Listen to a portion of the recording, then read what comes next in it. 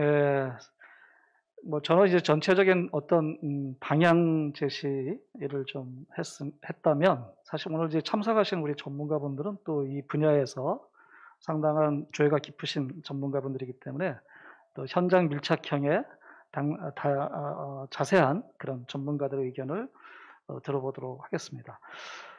먼저 그 코로나에 가장 영향을 많이 받고 있을 것 같은데요.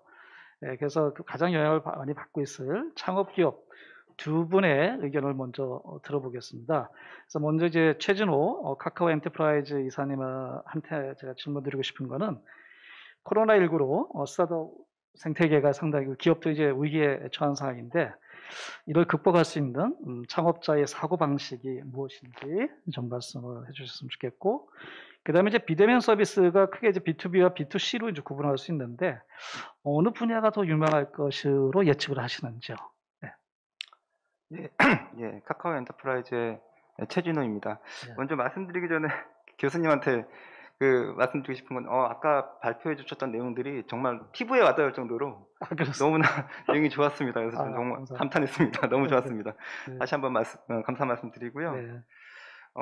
위기 맞죠. 위기가 사실 맞는데, 스타트업은 그나마 전체 위기 중에서는 그래도 위기와 기회가 공존하는, 교수님께서 아까 말씀하신 대로 위기와 기회가 좀 같이 있는 분야가 스타트업이라는 생각은 들어요. 그 중에서도 온라인 쪽은 확실히 좀 기회가 많이 있다는 걸 느끼고요. 제가 그렇게 많이 느끼는 이유 중에 하나는 지금은 제가 이제 카카오 엔터프라이즈에 있지만 기존에 이제 스타트업을 이제 올해 이제 엑싯을 하게 됐는데, 제가 이제 줌이라든지 유튜브 같은 스트리밍 기술을 가지고 사업을 했던 스타트업에 있었거든요. 그래서 그걸 가지고 다양한 고객사 개발자나 이제 기업들이, 스타트업들이 줌을 만들거나 아니면 뭐 유튜브 같은 채널, 틱톡 같은 것들을 만드는 그런 이제 사업을 했기 때문에, 기존에도 이제 그런 서비스 솔루션 회사들과 되게 많은 교류가 있었거든요. 제가 느껴보곤 사실 이제 물론 이제 코로나가 터지고 나서부터는 확실히 그런 온라인 사업들이, 그러니까 스트리밍 기반의 온라인 사업들이 확 뜨긴 떴습니다. 근데 사실은 작년 하반기부터 갑자기 그런 온라인 비대면 기반의 서비스들은 사실 작년부터 사실 뜨긴 떴었고요. 그러니까 스타트업들은 이미 뜨긴 떴었죠. 이제 우리가 뉴 노멀이라고 하는 분야가 사실 코로나 덕분에 정말 더 급성장한 건 사실인 것 같아요. 그래서 이 온라인이라는 분야는 분명히 성장하고 있는 사업인데, 저희는 이제 그런 고객사들을 저는 지금도 이제 그 사업을 계속 하고 있기 때문에 한 달에 한 20개 이상 업체 대표님들이랑 만나서 컨설팅을, 그러니까 디지털 트랜스포메이션을 위한 이제 컨설팅을 스트리밍 기반에 많이 하고 있거든요. 네, 하다 보면은 이제 잘 되는 스타트업도 있고 아닌데도 좀 많이 있습니다. 근데 이제 그런 걸 보면은 이제 크게 두 가지가 좀 있는 것 같아요. 이제 결국 그분들은 대부분 이제 오프라인을 재설계를 해서 온라인으로 사실 하려고 하는 것들이죠. 그래서 이제 오프라인을 어떻게 잘 재설계를 하느냐가 되게 중요한 것 같아요. 예를 들면 이제 대표적인 이제 오프라인에서 온라인으로 가려고 하는 산업 중에 하나가 교육인데요. 교육도 어떻게 보면 이제 단순히 줌이나 이제 구글 미트 같은 화상 회의를 쓰겠어라고 접근해서는 사실 또 좀 어려움이 있거든요. 우리가 지금도 많은 학교 교육기관에서 줌이나 그런 걸 사용하고 있지만 많이 불편한 부분들이 많이 있어요. 그래서 사실 온라인으로 갔을 때 아직도 지금은 너무나 이제 급작스러운 상황이니까 온라인 도구들을 이제서야 막 어쩔 수 없이 맞지 않는 옷을 온라인에 하고 있지만, 아직도 이 오프라인에서 우리가 경험했던 것들을 어떻게 재설계하느냐에 따라서 온라인으로는 아직도 기회가 상당히 많이 있다라는 거를 꼭 염두에 두면 좋지 않을까라는 생각이 들고요. 근데 다만 이제 그랬을 때 참 어려운 점이 뭐냐면, 코로나 때문에 이제 저희 이제 고객사들은 다 어쨌든 서비스를 만들어야 되는, 이제 저희가 스트리밍 기술을 가지고 있을 뿐이지 이제 자체 서비스를 만들어야 되는데, 온라인 서비스들을 가장 어려운 게 아까 이제 말씀해 주셨던 것처럼 뭐 저희가 자금은 잘 모르죠. 근데 이제 중요한 거는 개발자인 것 같아요. 개발자가 턱없이 부족한 상황이고, 특히나 이제 저희도 이제 개발자 수급에 되게 어려움을 겪고 있는 이유 중에 하나가, 거의 우리나라의 모든 기업들이 디지털 트랜스포메이션을 관심을 가지면서 개발자의 몸값이 정말 많이 높아졌습니다. 그렇죠. 그러다 보니까 스타트업은 더 상대적으로 올해 같은 경우에 기회는 많아졌는데 기회를 빨리 해결하려면 속도가 정말 필요하지 않습니까? 속도 싸움이죠. 스타트업의 생명은 속도인데 속도를 잘 해줄 수 있는 사실 자원이라고 하는 것은 사실 개발자라고 할 수 있습니다. 근데 그 개발자를 구하기 너무 어려워졌다는 거. 근데 정말 어렵습니다. 피부에 와닿을 정도로 정말 어렵고 그래서 그런 개발자를 잘 개발자 공급을 잘 일어날 수 있는 그런 환경을 마련하는 것은 어떻게 보면은 가장 스타트업 대표님들이 고민을 가져야 되시는 부분이 아닐까 생각이 들고요.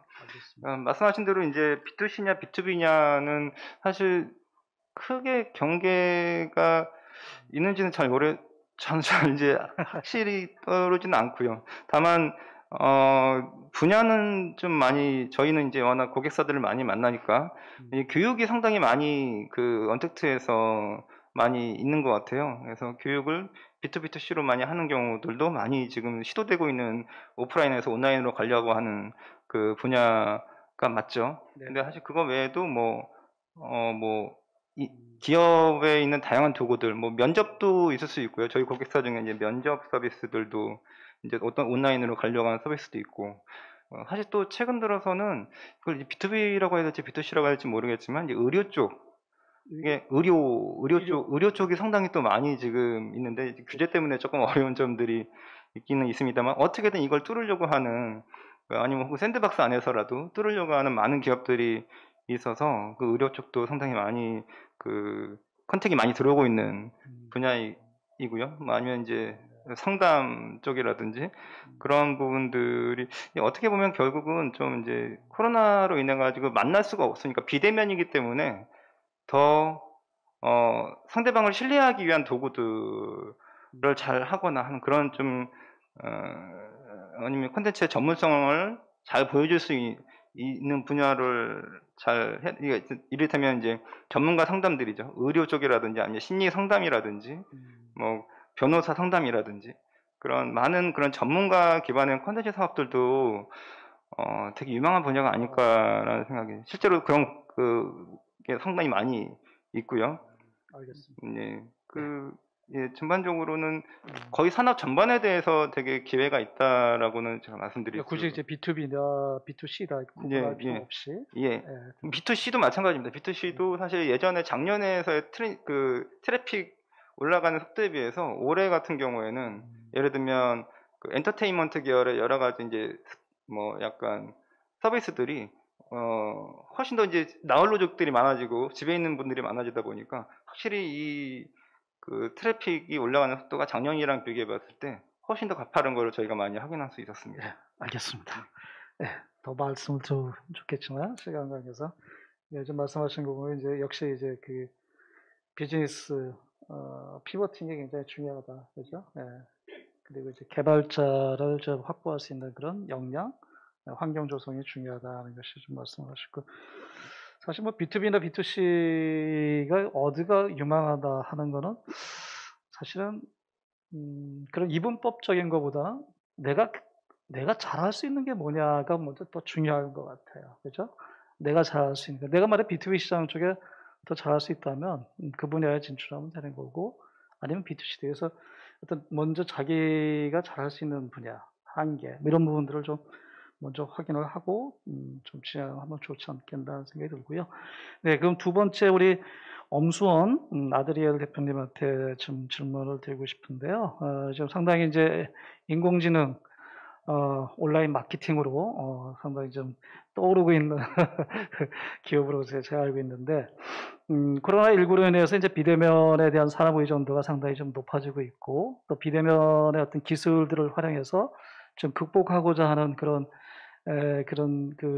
수요도 상당히 많다고 생각이 됩니다. 그래서 그런 측면에서 보면은 최근에 이제 서비스형 소프트웨어, SaaS라고 그러죠. SaaS. 이것을 활용해서 이제 어떤 경영의 어려움을 극복하고 또 비즈니스 모델을 개발하는 이런 사례들이 많이 있는데, 이 분야의 또 전문가시기 때문에, 그래서 서비스형 소프트웨어 스타트업 기업의 어떤 공략법이 있다면 좀 소개를 해 주시고요. 그다음에 이제 아무래도 지금 현재 기업을 하고 계시고 또 이 코비드 현상을 좀 직면하고 있기 때문에 그 비대면 산업분야에 대해서 어떤 지원이 좀 추가적으로 있으면 좋겠다 하는 그런 지원 어떤 추가적인 지원 방향 기업 입장에서 좀 말씀해 주시면 좋겠습니다. 네. 네, 감사합니다. 앞서서 이사님하고 교수님 말씀 너무 좋은 말씀이어서 겹치는 부분이 있을 수도 있을 것 같은데요. 일단 저는 이제 온라인 광고, 디지털 매체의 광고를 집행하고 개선하고 관리할 수 있도록 하는 서비스를 비대면으로 제공하고 있는 아드리엘이라는 스타트업을 운영하고 있는 대표고요. 저는 이제 비대면 서비스를 제공하는 스타트업 기업 입장에서 제 목소리를 좀 보태고자 이 자리에 왔는데 일단 영광입니다. 그래서 일단 제가 있는 이제 스타트업 업계도 아까 교수님께서 이제 초반에 말씀을 해주셨던 것처럼 좀 기회로 보고 있는 시각이 긍정적인 시각이 생각보다 의외로 많이 있는 것 같습니다. 일단 모든 비즈니스들이 이제 비대면화 되면서 클라우드 컴퓨팅 이제 시장을 비롯해서 수많은 사스 기업들이 수혜를 보고 있는 게 사실이고요. 그래서 굉장히 많이 성장 중이고 특히 이제 유럽의 유니콘 기업들이 굉장히 많이 생겨나고 있고 이제 미국보다도 더 높은 성장률을 기록을 하면서 사스 기업들 중에서요. 사스 스타트업들 중에서 이미 유니콘들이 굉장히 최근에 많이 배출이 되고 있는 걸로 알고 있습니다. 저희 아드리엘도 저희는 아직 유니콘이 되려면 멀었지만 작년 한 해 대비 올해 매출이 3배 이상 늘어나면서 저희도 코로나 이후에 이제 저희가 사스고 비대면 서비스이기 때문에 좀 긍정적인 영향이 없지는 않았다라고 판단을 하고 있습니다. 당연히 이제 저희는 지금까지 4천여 개 이상 중소기업 분들, 스타트업 분들을 업종 관계없이 이제 광고 서비스를 도와드리고 있는데요. 이게 확실히 업종마다 그 트렌드가 갈리기는 합니다. 이제 온라인이라든지 뭐 온라인 교육, 뭐 홈 트레이닝, 뭐 이제 이런 비대면 비즈니스 이제 B2B 사스 서비스 같은 경우는 광고비를 굉장히 많이 늘리고 계시는데 아무래도 이제 오프라인 매장을 광고를 하시던 광고주분들은 안타깝게도 좀 광고비를 줄이고 있는 상황이고요. 그래서 결국에는 제가 보는 이제 사스 동향도 지금은 굉장히 많이 성장을 하고 있지만 저희도 단기적인 성장에 지금 안주하고 있는 상황은 아닙니다. 앞으로도 이 성장률이 계속 지속될 거라 생각하지도 않고요. 특히 저희한테 투자하신 투자자분들도 버블이 사실 없지 않아 있다. 솔직하게 지금 단기적으로 이렇게 수혜를 입는다고 해서 이게 계속 유지될 거라고 생각하지는 않는다. 그래서 이거를 이제 기회가 위기가 되지 않고 계속 기회로 작용하기 위해서는 저는 본질에 좀 집중을 해야 되는 것 같습니다. 그래서 사스 기업으로서 조금 이제 아까 공략법이라고 말씀하셨는데 어디를 좀 집중을 하면 좋을지 저희도 계속 스타트업으로서 고민을 하고 있는데요. 이 두 가지가 되게 중요한 것 같아요. 이 두 가지를 잘 집중을 해서 계속 생각을 해 나가고 이 두 가지를 조금 계속 보완을 해 나가고 한다면 결국에는 정말 전략적으로 필수적인 사스 기업이 될 것이냐. 그래서 이 시장을 선도를 하고 주도해 나가는 결국에는 위너가 될 것이냐. 아니면 그냥 nice to have인 그냥 소프트웨어가 돼서 이 코로나 시대가 계속되면 아무래도 경제가 침체되기 때문에 계속 성장이 되기보다는 이 침체된 경제에 의해서 사스 기업도 결국에는 영향을 받을 겁니다. 이제 그 상황에서 결국에는 nice to have 정도로 돼서 도태될 것이냐, 이 두 가지가 이제 갈릴 것 같은데요. 두 가지 중에 첫 번째는 유연성인 것 같습니다. 이제 기능적으로 그리고 가격적으로 얼마나 유연하게 비즈니스 모델을 가지고 있는지.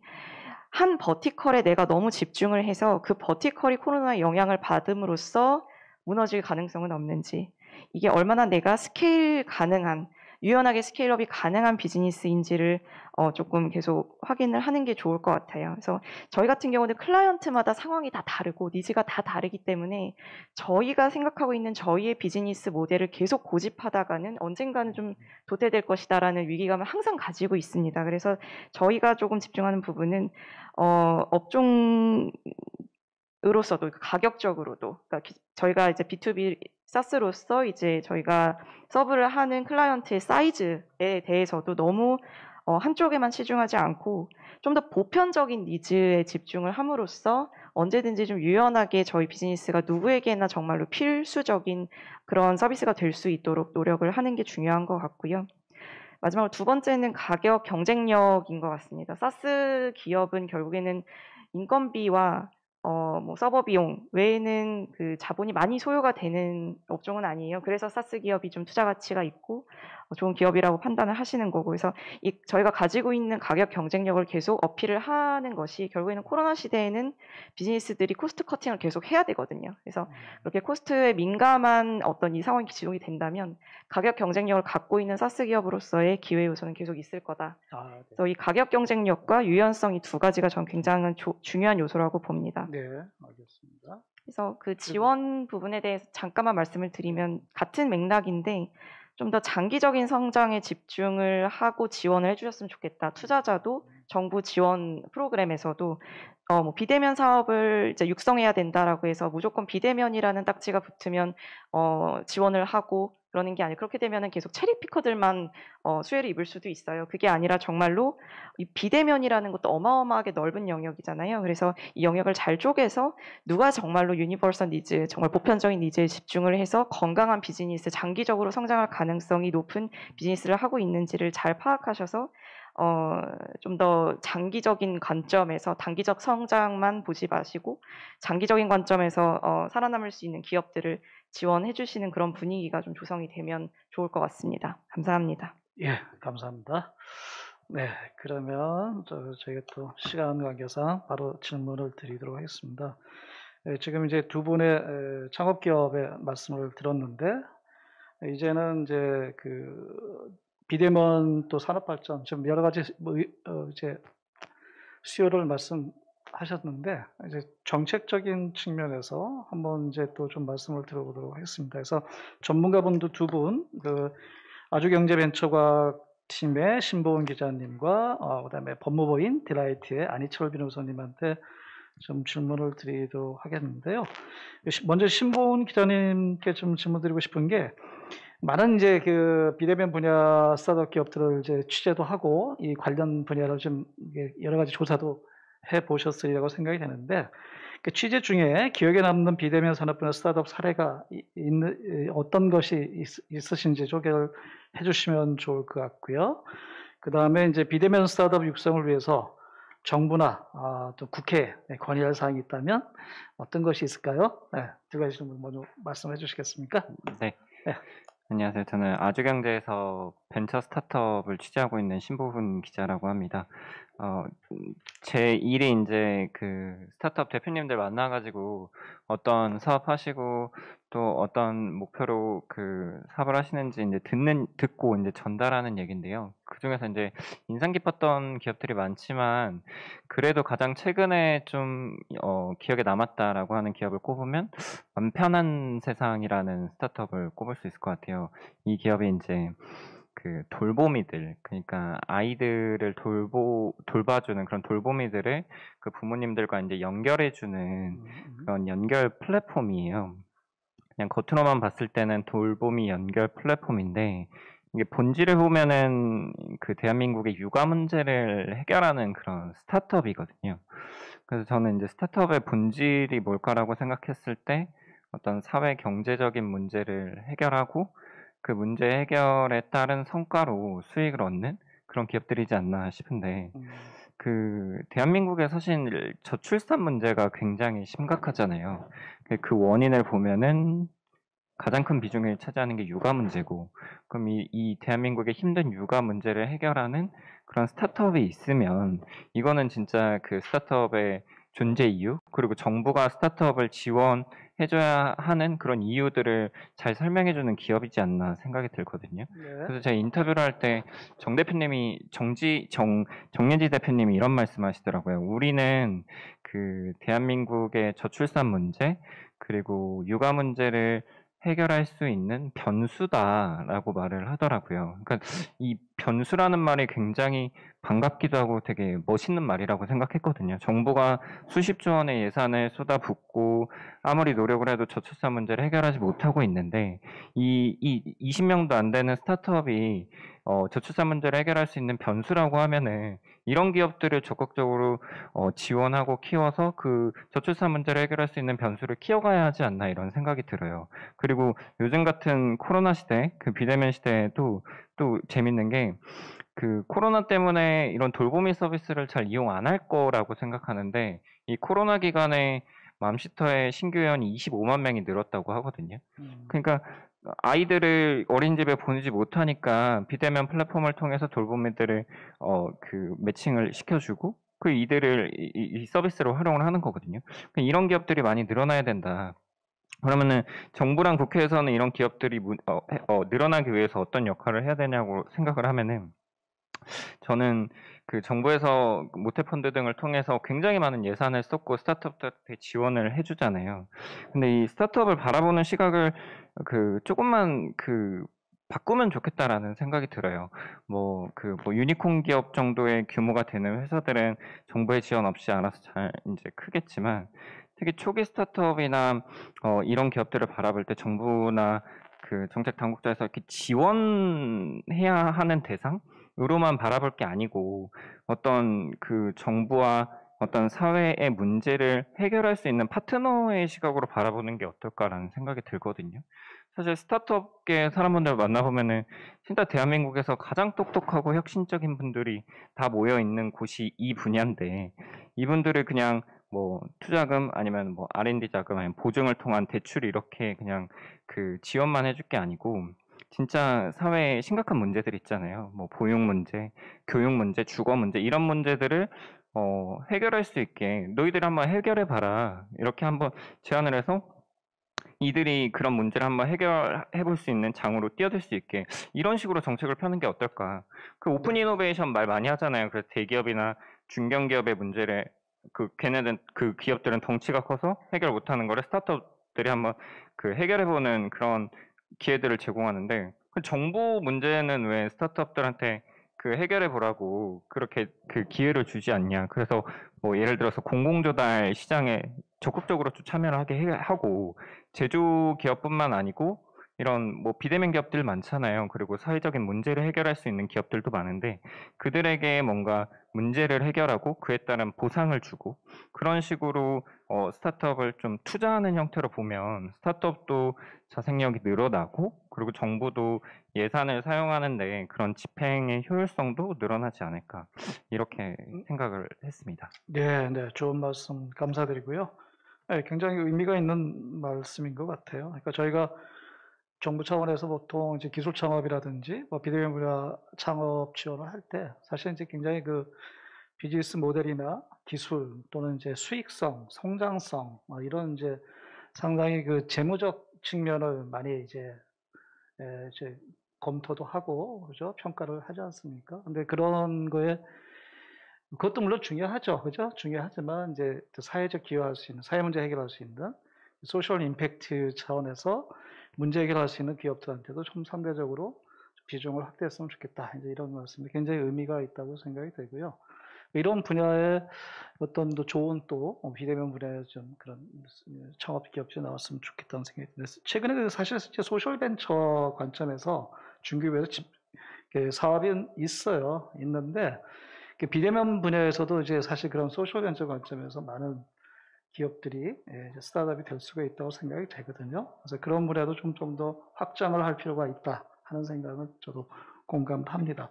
그래서 이어서 우리 이제 안희철 변호사님께서는 이제 아무래도 제가 그 규제에 대해서 모두 발제해서 말씀을 드렸지만 사실 이 비대면 분야가 이제 뭐 기술도 중요하지만 이 규제 상당히 문제가 많지 않습니까? 그래서 이제 비대면 코로나19로 인해서 이제 법적에 어떤 변화가 있는지, 그다음에 비대면 산업 발전을 위해서 규제 개선이라든지, 뭐 스타트업이 반드시 알아야 될 그런 법률이 있다면 어떤 것들이 있는지 좀 소개를 해줬으면 좋겠습니다.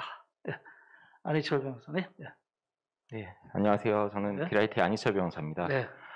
우선 코로나19의 영향으로 기본적으로 많은 서비스들이 다 비대면으로 바뀌고 있는데요. 그 법 쪽에 있어서도 사실 비대면 서비스가 굉장히 강화되고 있는 것은 사실입니다. 근데 한 가지 큰 차이는 예컨대 의료 같은 경우에는 원격 의료가 사실 위법성의 소지가 상당히 있는 부분이어서 이런 거에 대한 어떤 이슈가 굉장히 부각되고 있는데 법 쪽에 같은 경우에는 사실 여러분 그 법률 상담을 비대면이나 원격으로 받았다고 불법이다라고 하는 말은 못 들어보셨잖아요. 기본적으로 법률 서비스는 이슈화되고 있는 거는 비대면 서비스로의 전환이 과연 이게 문제가 되냐 이런 게 이슈화되고 있지는 않아요. 다만 이 코로나의 문제 뭐 영향이나 이런 걸로 인해서 법률 서비스가 얼마나 비대면 서비스가 고도화되고 있냐 이쪽으로 방향이 바뀌고 있습니다. 그래서 이게 의료 쪽하고 좀 다른데 의료는 옛날에 왓슨이나 이런 거 들어보셨잖아요. 그러니까 예전에 AI를 통해서 뭐 CT나 MRI 촬영을 어떻게 분석하냐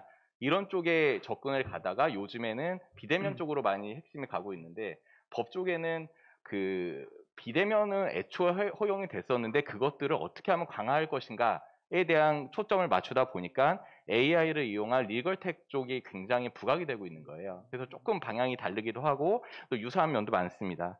리걸텍 같은 경우에는 기본적으로 변호사의 수임을 도와주는 리걸텍도 있고요. 뭐 계약서를 작성해 주는 것도 있고요. 뭐 계약서를 검토해 주거나 분석해 주는 것도 있고 뭐 법리를 갖다 해석해 주는 그런 것도 있는데 이런 것들이 이제 우리나라에서 변호사법 제34조에서 변호사가 아닌 자와 동업을 할 수 없다라는 조항이 있어요. 이것 때문에 과연 이러한 AI를 이용한 리걸텍들이 이런 변호사법 규정에 위반되는 건 아닌가라는 위법성의 소지가 있어서 사실 우리나라에서 리걸텍이 그렇게 크게 발전하고 있지는 않고요.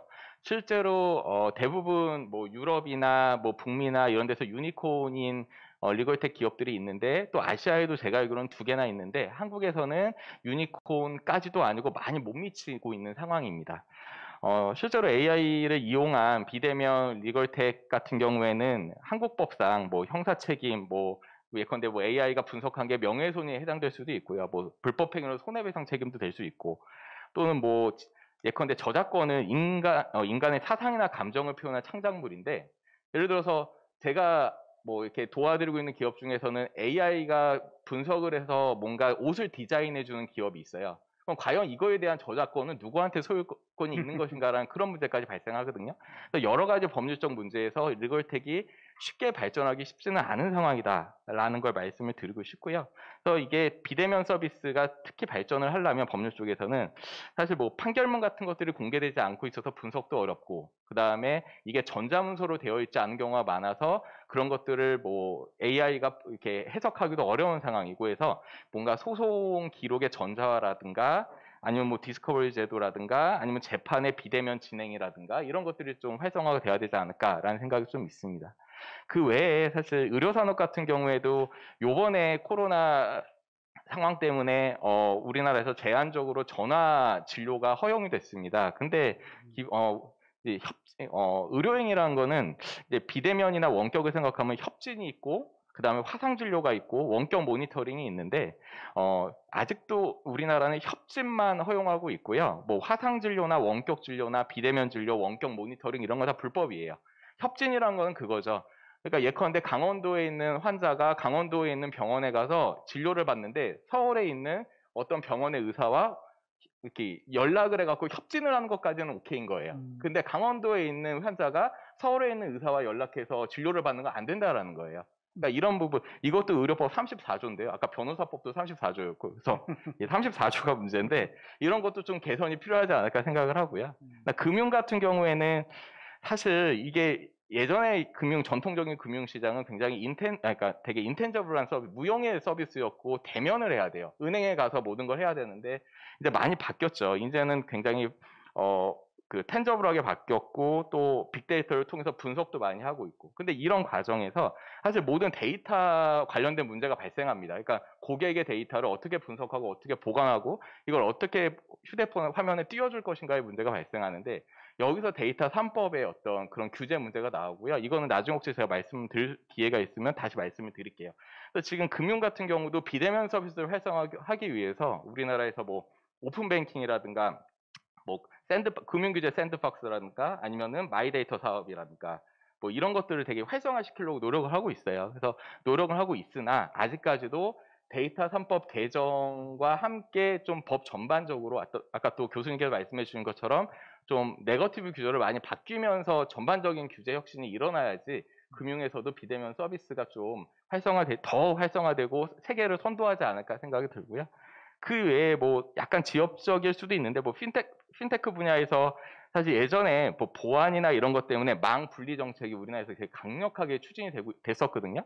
근데 사실 이제 다 재택근무 많이 하시잖아요. 그러다 보니까 수많은 핀테크 회사나 수많은 기업에서 재택근무를 해야 되는데 망 분리 제도가 너무 강하게 시행이 되다 보니까 집에서 그런 기업의 직원들이 일을 할 수가 없는 거예요. 그러니까 이런 것도 사실 전자금융 감독 규정이라든가 이런 것들을 좀 완화시키고, 근데 완화하면 무조건 다 풀어주냐가 아니라 사후적으로 너 대신에 이거 위반하면 강하게 처벌할 거야 라는 식으로 해서 위반의 소지를 최대한 줄이면서 이런 망 분리 정책이나 이런 것들도 최대한 비대면 서비스 현재 상황에 맞춰서 좀 개정이 돼야지만 이 전반적 산업에서 재택 뭐 근무라든가 뭔가 유연한 근무 제도가 활성화되지 않을까라는 생각이 듭니다. 그래서 이런 것들에 대한 규제가 전반적으로 완화가 아니라 개혁을 통해서 뭔가 이 비대면 서비스가 활성화되고 위반하거나 개인정보를 유출할 경우 처벌을 강화시켜서 뭔가 사회적인 전반의 신뢰를 함께 구축해가는 쪽으로 가야 이게 발전이 되지 않을까라는 생각을 합니다. 예, 좋은 말씀 감사합니다. 예, 이제 마지막으로 두 분의 말씀을 좀 들어보겠는데요. 이제 창업기업의 든든한 조력자시죠. 한 분은 이제 투자, 아주 IB 투자의 우리 박현 단장님, 그다음에 저 팁스 타운의 안영일 센터장님, 두 분한테 제가 여쭙고 싶은 거는 박현 단장님한테 이제 비대면 투자, 아무래도 이제 비대면 분야 창업기업들이 또 최대 관심사 중에 하나가 투자 유치가 아니겠습니까? 그래서 앞으로 어떤 향후 비대면 산업 분야의 창업기업 투자의 어떤 계획에 대해서 좀 말씀해 주시고, 두 번째는 과연 그러면 이제 이 비대면 스타트업 기업들이 투자 유치를 위해서 좀 어떻게 좀 대응을 하는 게 좋겠는지 그런 팁을 좀 한번 오히려 좀 주시면 이게 참여하시는 분들한테도 좀 도움이 되지 않겠나 생각이 되고요. 안영일 센터장님한테는 이제 좀 드리고 싶은 거는 뭐 굉장히 다양한 이제 프로그램들을 준비하고 있다고 생각이 됩니다. 그래서 그런 차원에서 이제 비대면 산업 분야의 스타트업 육성을 위한 프로그램, 그다음에 인프라 이런 부분들을 좀 소개해 주시면 좋겠습니다. 먼저 우리 박기원 단장님 먼저 시간 관계에서 조금씩 줄여서 질문을 또 받아야 되기 때문에 해주시면 좋겠습니다. 네, 너무 좋은 말씀들 많이 들어가지고 저는 짧게 말씀드리겠습니다. 아주아이비 박기훈입니다. 이제 저희 회사 같은 경우는 매년 한 1,000억 정도 이제 VC 쪽에 투자를 하고 있는 것 같아요. 그 중에서 저희가 생각하기에는 비율 측면에서는 한 30% 정도가 비대면 서비스랑 연관이 있지 않을까 이렇게 생각을 하고 있고요. 올해 같은 경우에도 사실 저희는 뭐 비대면 세탁업체로 유명한 런더리고라든지 아니면은 OTT 업체인 왓챠, 그리고 뭐 비대면 진료 예약 서비스를 하고 있는 레몬 헬스케어 같은 업체들에 투자를 했고, 내년 같은 경우는 저희가 올해 이제 팁스를 많이 도와주셔가지고 팁스 운영사로서 처음 이제 본격적으로 팁스를 하거든요. 그러면서 이제 비대면 업체들에 대해서 많이 볼 것 같습니다.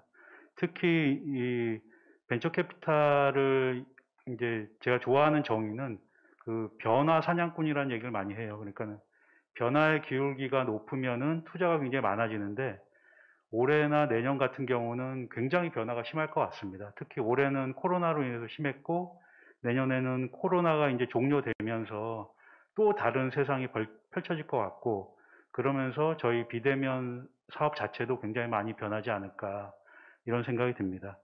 그리고 뭐 짧게 팁을 말씀드리자면은, 사실 이 코로나가 와가지고 라이프 스타일이 바뀌면서 사회적인 인프라스트럭처가 완전히 변한 것 같아요. 그러면서 이제 다시 코로나 이전의 세계로 돌리기에는 굉장히 어렵지 않을까 이런 생각이 들고요. 하지만은 연속성 측면은 저희도 굉장히 고민을 많이 하고 있습니다. 그러니까 올해는 원테크 시대였다 그러면은 주식시장에서는 벌써 이제 온테크 세계를 다시 이제 꿈꾸고 있거든요. 근데 이제 그런 측면에서 비대면 업체들이 어떻게 움직여야 되냐. 저희는 연속성 측면에서는 세 가지를 보고 있습니다. 그러니까 첫 번째는 그 편리한가, 그러니까는 기존 서비스에 대비해서 편리한가, 그리고 두 번째는 원가 측면에서 우위가 있는가. 이 두 가지는 확실히 비대면 서비스가 강점을 갖고 있는 것 같아요. 근데 인간의 감성 측면에서는 다른 얘기인 것 같습니다. 특히 아까 이제 최인호 이사님이 말씀하셨던 교육업체들도 이게 앞에 이제 편리함하고 원가 측면에서는 비대면이 확실히 우월하거든요. 그러니까 이제 지식만을 전달하는 측면에서는 집합교육으로 다시 돌아갈 것 같습니다. 근데 그게 아니라 뭐 수험생이라든지 이렇게 강제성을 부여해야 된다든지 아니면은 학생들의 경험을 갖고 가야 되는 감정 측면에서는 다른 얘기인 것 같습니다. 그래서 온라인하고 오프라인하고는 공존을 할 것 같고 이 세 가지 관점에서 얼마나 우위를 가져가냐 이거를 가지고 계속 비즈니스 모델을 바꾸시면서 가야 될 것 같습니다. 알겠습니다. 예. 지금 비대면 스타트업 기업들 많은 도움이 됐으리라고 생각이 되고요. 우리 안 센터장님. 네. 네, 반갑습니다. 저는 한국엔젤투자협회 팁스타운의 안영일이라고 합니다. 오늘 이렇게 참석해주신 저희 패널 분들께 다시 한번 진심으로 감사의 말씀드리고요. 팁스타운은 기본적으로 스타트업들이 입주해서 창업 활동을 영위하고 있는 비즈니스 인큐베이팅 공간입니다. 즉 대면 공간이라는 얘기죠. 그래서 이제 그 대면 공간을 운영하고 있는 책임자인 제가 이 비대면 산업에 대해 얘기를 하는 게 과연 맞는 건지 지금 살짝 사실은 헷갈립니다. 그럼에도 불구하고 제 마음에 있는 이야기를 여러분한테 좀 드리고 싶다는 생각이 있습니다. 제가 최근에 보면서 굉장히 가슴이 아팠던 기사가 두 개가 있는데요. 첫 번째 기사는 종로에서 수십 년 동안 횟집을 운영했던 사장님이 어느 하루에 매출이 6,000원 밖에 되지 않았다라는 기사였습니다. 저희 어머니도 어렸을 때 제가 어렸을 때 분식집을 했었는데 그때 제가 초등학교 끝나고 집에 가서 그냥 놀고 있었거든요. 분식집에서. 근데 엄마가 비가 굉장히 많이 내린 날이고 손님이 없었어가지고 저랑 같이 비 내리는 걸 보고 있다가 문 닫을 때쯤 돼서 저한테 그런 얘기를 하시더라고요. 영일아, 오늘 라면 한 그릇 팔았다. 근데 그때는 제가 그 말이 얼마나 슬픈 말인지 잘 몰랐는데 최근에 그 기사를 보면서 저희 어머니가 다시 한번 떠올랐고 그게 얼마나 힘든 걸까라는 게 상당히 많이 가슴을 후며쥐고 있습니다. 그리고 또 봤던 굉장히 저를 슬프게 했던 또 다른 기사는 최근에 지적장애인이었던 어떤 한 아들이 그 어머니께서 방에서 쓰러지고 그냥 거기서 이제 돌아가셨는데 어머니가 돌아가신 걸 모르고 청테이프로 벌레 들어온다고 막 감싸고 있고 그랬던 기사가 있죠. 지금도 오늘도 화제가 되고 있는 이야기인데 저는 그런 이야기들을 보면서 굉장히 마음이 아프고 가슴이 안 좋습니다. 과연 우리 사회가 어디서부터 문제가 있는 걸까라는 생각이 들고요. 그러면 나는 한 직업인으로서 그리고 우리 집안의 한 가장으로서 그리고 이 팁스타운이라고 하는 공간에 있으면서 나는 이런 사회 문제에 대해서 어떤 것들을 해결할 수 있지? 내가 어린 시절일 때 우리 엄마에게 나는 어떤 도움을 줄 수가 있는 지금 현재의 관점에서는 어떤 것들이 있을까? 즉 인류의 문제를 풀어가는 게 나는 어떤 걸 할 수 있을까라는 생각을 굉장히 많이 해보게 됩니다. 팁스타운이라는 이곳은 기본적으로 혁신 창업 기업들이 그들이 창업 활동에 순수한 고유 목적성을 가지고 거기에서 최대한의 성과를 내고 그 속에서 사회와 그리고 국가를 위한 그리고 전 세계를 위한 혁신의 에너지를 뽐낼 수 있도록 마음껏 꿈을 펼칠 수 있도록 도와주는 그러한 지원 공간입니다. 저는 제가 직업인으로서 이 자리에 있으면서 여러분에게 드리고 싶은 이야기는 이 팁스타운이라는 이 창업 기업, 혁신 기업들이 성장할 수 있는 이 공간에서 단 하나라도 더 혁신적이고 사회에 의미 있는 메시지를 던질 수 있는 기업이 등장한다면 그 기업으로 인해서 이 사회의 어떤 기술적, 문화적 그리고 그 양적 그런 부분에 대해서 저는 질적인 향상이 분명히 이루어질 거라고 보고요. 그리고 지금 저희가 생각하는 1차, 2차, 3차 산업에서 발생하던 그런 고용에 비해서 훨씬 더 높은 수준의 양질의 고용 또한 이루어질 거라고 저는 생각을 하고요. 그리고 저희가 비대면 산업에 대한 정책 컨퍼런스를 지금 하고 있지만 사실 비대면과 대면이 어떻게 이렇게 확 잘라서 양단할 수 있겠습니까? 모든 것들이 연결되어 있습니다. 그렇기 때문에 저는 혁신 창업 기업들이 더욱더 많이 발생한다면 저희가 옛것이라고 얘기하는 많은 정말 그 오래된 것들, 전통들, 그리고 오프라인에서 온라인으로 넘어오지 못해서 머물러 있는 것들, 그것들이 온라인으로 훨씬 더 많이 넘어올 수 있다라고 생각하고요. 그렇다면 저는 여기에서 굉장히 많은 기회가 있을 거라고 생각합니다. 네. 만약에 저희 어머니가 그렇게 뭐 라면을 파실 때 여기에서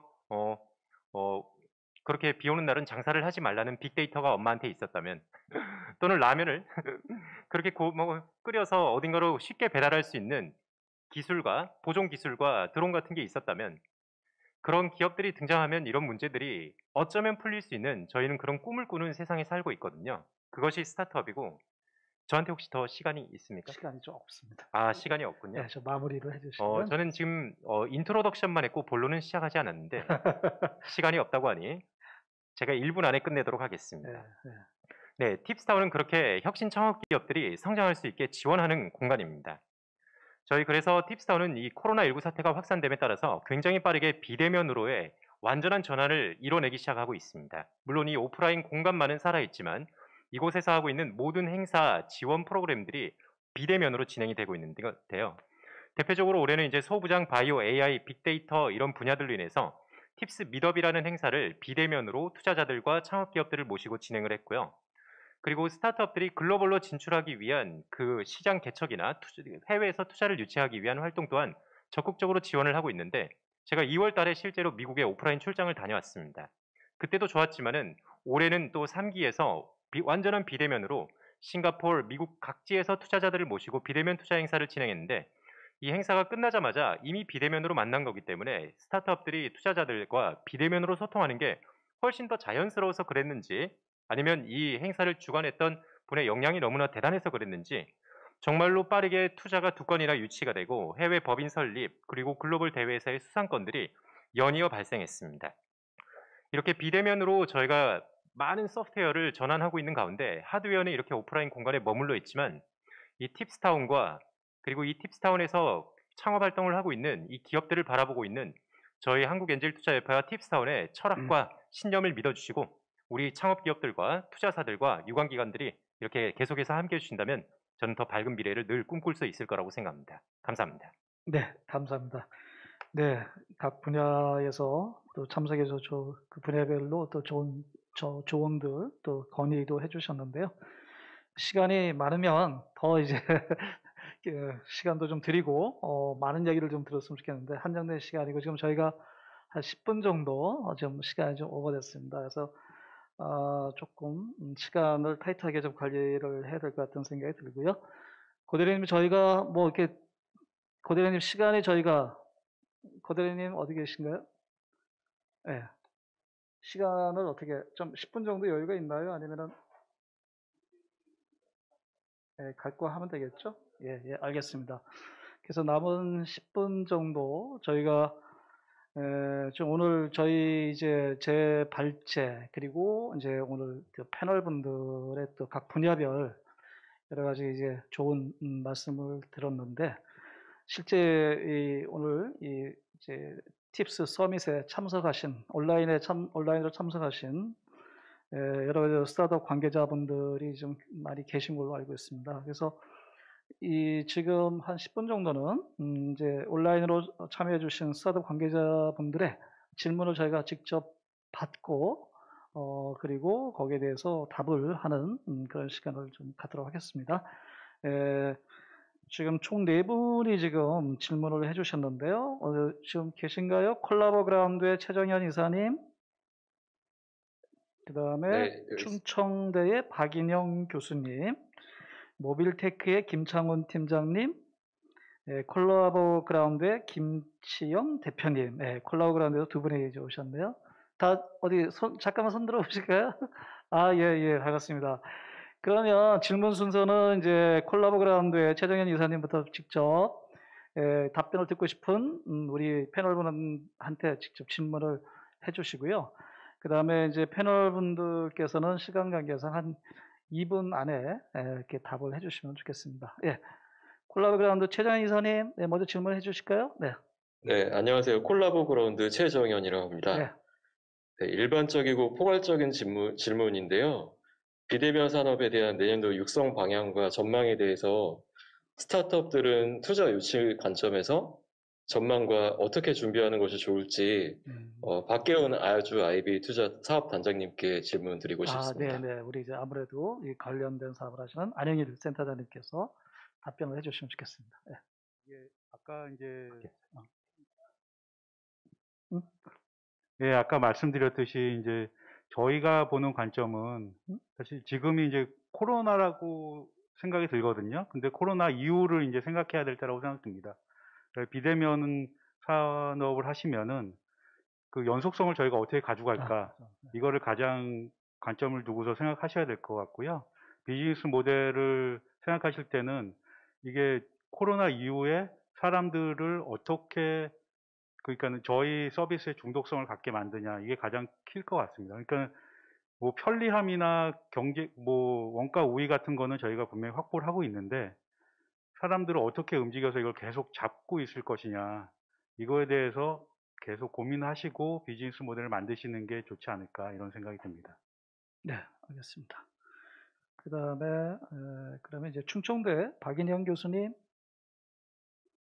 충청대학의 네. 박인영 교수님, 네, 안녕하세요. 네, 충청대 네, 저는- 박인영 교수님, 예, 안녕하세요. 네, 반갑습니다. 네, 네, 질문하시죠. 저는 현재 소비자들이 어떤 식으로 소비를 하는 형태에 대한 어떤 내용도 중요하고 하지만 기존의 경험이나 지식으로서는 도저히 알 수가 없어서 이런 정보들을 갖다가 생산하고 분석할 수 있는 방법들을 논의가 되고 있는지 알고 싶습니다. 네. 요 소비 시장의 변화, 트렌드 이런 질문이신데 어디 우리 신보은 기자님께서 좀 답변을 해주시겠습니까? 네. 네. 소비 시장의 변화를 제가 이렇게 분석한 건 아니지만 제가 그 인터뷰나 현장에 나가서 느낀 거는 일단 오프라인 소비 시장은 진짜 그 앞에 말씀하셨던 것처럼 상권이라는 개념 자체가 이제 무의미하게 된 것 같아요. 명동 이태원뿐만 아니고 종로, 교대, 대학로, 신촌 이런 데 상권, 중심 상권들이 다 무의미하게 된 것 같고, 이제는 진짜 비대면, 그리고 온라인, 그리고 오프라인 매장을 갖고 있더라도 무인화, 자동화 이런 키워드를 같이 사용하지 않으면 사업 자체가 어렵지 않나 이런 생각도 들고요. 그리고 이 코로나를 지나면서 그 BMZ 세대들이 MZ화 될 수밖에 없는 시대에 살고 있지 않나 싶거든요. 그래서 온라인뿐만 아니고 MZ의 그 특성을 말하자면 개인화도 있을 거고, 소통, 팬덤 문화, 가성비 이런 그 키워드들이 있는데, 이런 게 비단 MZ뿐만 아니고 전 세대, 전 연령에 다 퍼지고 있지 않나? 그래서 이런 키워드들을 잡고 어떤 소비 시장을 분석해야 되지 않나? 이렇게 생각을 합니다. 네, 알겠습니다. 그다음 세 번째는 이제 모빌테크의 김창훈 팀장님. 김창훈 팀장님. 네, 안녕하세요. 예, 네, 반갑습니다. 질문해 주시겠습니까? 네, 안녕하세요. 저는 AI 기반 3D 공간 정보 서비스 스타트업 모빌테크의 김창훈이라고 합니다. 올해 들어서 데이터 사이언스라는 단어가 더 이상 생소하지 않게 되고 또 코로나 확산 방지를 위해서 개인정보에 대한 개념 변화 등 데이터 관련 이슈가 굉장히 많았었는데요. 제가 몸담고 있는 모빌테크도 도심에 돌아다니는 모빌리티를 통해서 3D 데이터를 수집하고 또 이를 가공해서 자율주행 산업에 공급하고 있는데요. 이 와중에 가장 신경이 많이 쓰이는 게 우리가 수집하는 데이터가 개인정보를 침해하지 않아야 한다는 것입니다. 이거는 단순히 저희 회사만의 이슈는 아닐 거라고 생각을 하고요. 뉴노멀 시대에서 그래서 스타트업이 알아야 할 개인정보 완화 동향에 대해서 좀 간략하게 설명 부탁드리겠습니다. 네, 개인정보 활용 완화 측면에서 좀 질문은 이제 우리 안희철 변호사님께서 답변해 주시면 좋겠습니다. 네. 네, 맞습니다. 이번에 데이터 3법이 개정이 돼서 좀 많이 이제 이슈화가 됐는데요. 데이터 3법은 개인정보보호법, 정보통신망법, 신용정보법 이걸 말합니다. 그래서 저는 이 데이터 3법이 우리 스타트업 업계에 가장 큰 영향을 미칠 수 있는 이번 개정 내용 중에는 두 가지 정도로 생각하고 있는데, 하나는 가명 정보의 활용이 가능해졌다라는 거하고, 또 하나는 그 마이데이터 사업이에요. 일단 가명 정보 같은 경우에는 추가 정보의 결합이라든가 뭔가 사용을 추가 정보의 결합이나 사용 없이는 어떤 해당 데이터의 특정 개인을 알아볼 수 없는 정보다. 뭐 이런 건데요. 예컨대 제가 안희철이면 안 X철로 바꾸고 뭐 이런 식으로 해서 뭔가 추가 정보의 결합 없이는 저라는 사실을 알아볼 수 없는 게 가명 정보죠. 근데 이전에는 그 비식별 정보라고 해서 어떤 개인 이건 이제 현재에서는 익명 정보라고 하는데, 그러니까 추가 정보가 있더라도 다시 또 개인 정보를 특정 누군가인지를 확인할 수 없는 정보를 이제 비식별 조치를 취했다라고 하는데, 그런 경우에만 정보 주체의 동의 없이 그 데이터를 활용할 수 있었어요. 이제는 근데 가명 정보의 경우에는, 그러니까 비식별 조치가 된 것보다 훨씬 더 가치가 있는 정보거든요. 추가 정보가 개입되면은 다시 개인 특정을 알아볼 수 있기 때문에, 이런 데이터 같은 경우에는 과학적 연구 목적이라든가 통계 목적에서는 산업적으로도 사용할 수가 있게 됐어요. 아까 말씀하신 그런 분야에 대해서도 데이터를 정보 주체의 동의를 받아서 수집을 한 후에, 또는 어떤 다른 사람이 수집한 데이터를 가명 정보로 바꾼 후에 그것에 대해서 통계적이나 산업적, 과학적 목적으로 이용을 하게 되면은, 예전에는 그런 경우에도 개인정보이기 때문에 정보 주체의 동의를 받았어야 되는데 이제는 동의 안 받고도 그걸 활용할 수 있다는 거예요. 그런 면에서 굉장히 큰 발전이 있었던 거고요. 그 다음에 마이데이터 산업 같은 경우는 정보 주체가 본인의 정보를 적극적으로 관리할 수 있는 데이터 산업이에요. 그래서 사실 본인 신용정보 관리 회사 같은 데다가 자기의 데이터를 맡겨놨다가, 야, 내 데이터를 갖다가 다 이쪽에다 보내줘라든가, 또는 금융기관에 있는 데이터를 제가 다 받아다가 딴 데다 줄 수도 있는 거예요. 이게 왜 파워풀한 거냐면, 여러분들 스타트업이 왜 한 단계 더 발전할 수 있냐면, 금융기관에 맡겨져 있는 저의 정보와 비금융기관에 있는 정보가 결합이 돼서 뭔가 새로운 해석이 이루어지면은 수많은 가치가 만들어질 수 있고, 거기서 새로운 산업이 발전될 수가 있죠. 그래서 지금 요번에 데이터 3법 때문에 이 마이데이터 산업과 아까 말씀드린 가명 정보의 활용 가능성, 이 두 가지로 우리나라 앞으로 데이터를 이용한 많은 산업들이 굉장히 발전할 것 같고, 이걸로 이제 비대면 산업이라든가 다른 여러 가지 부가가치를 향상시킬 수 있는 그런 산업들이 발전할 수 있지 않을까 생각이 듭니다. 예. 네. 네, 감사합니다. 이상 시간이 됐기 때문에 저희가 또 이제 좀 마감을 오늘 그 서밋을 마무리해야 될 시간이네요. 더 질문을 받고 싶지만 이상 질문은 마치도록 하고요. 지금 전체적으로 이제 제 발제와 또 패널 분들의 어떤 토론, 그 다음에 질문 등을 종합을 해보면, 사실 저희가 이제 한 번도 가보지 못한 길을 지금 가고 있다는 생각이 들고요. 그 길이 과연 이제 어떤 모습일까 참 예측하기가 굉장히 어려운 그런 상황이라고 생각이 됩니다. 그럼에도 불구하고 이제 많은 기업들이 이제 위기는 기회다 하는 관점에서 비대면 산업 분야에 또 과감하게 또 열정적으로 도전하는 이런 이제 지금 추세가 있어서 그래도 상당히 좀 다행이고 긍정적이라고 생각을 하고요. 또 정부 차원에서도 비대면 산업 분야의 어떤 창업 활성화를 위해서 적극적으로 지금 나서고 있고, 오늘 여기 참석하신 여러 패널 분들도 보면 각 분야에서도 상당한 또 지원과 투자를 지금 계획을 하고 있어서 어떻게 보면 잘 그 기회를 발견하고 준비를 잘 한다면 새로운 어떤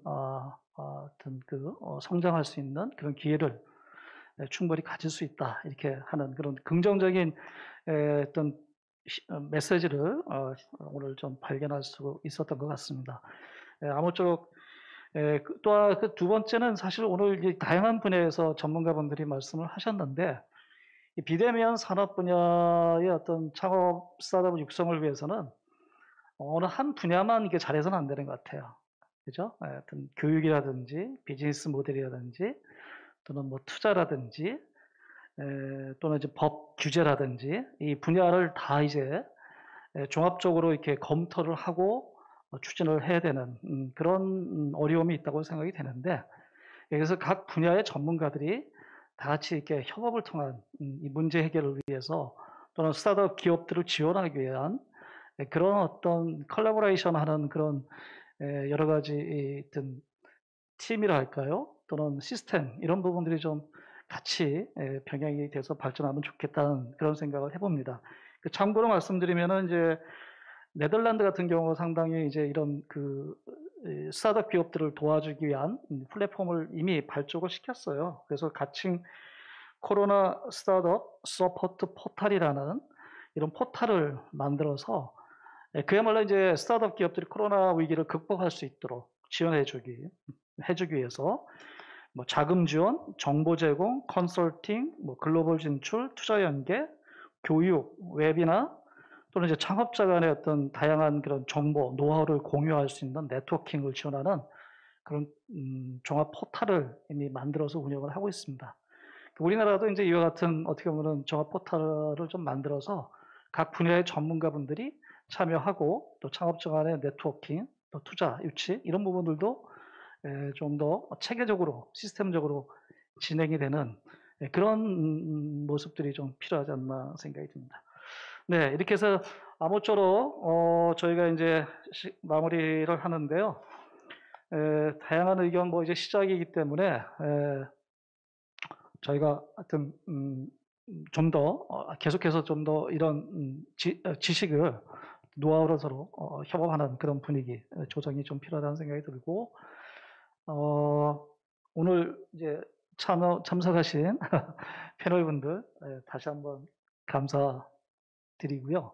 소감을 잠깐 한 번씩, 그러면은 소감을 오늘 좀 돌아가면서 한마디씩 잠깐 말씀하시고 마무리하도록 하겠습니다.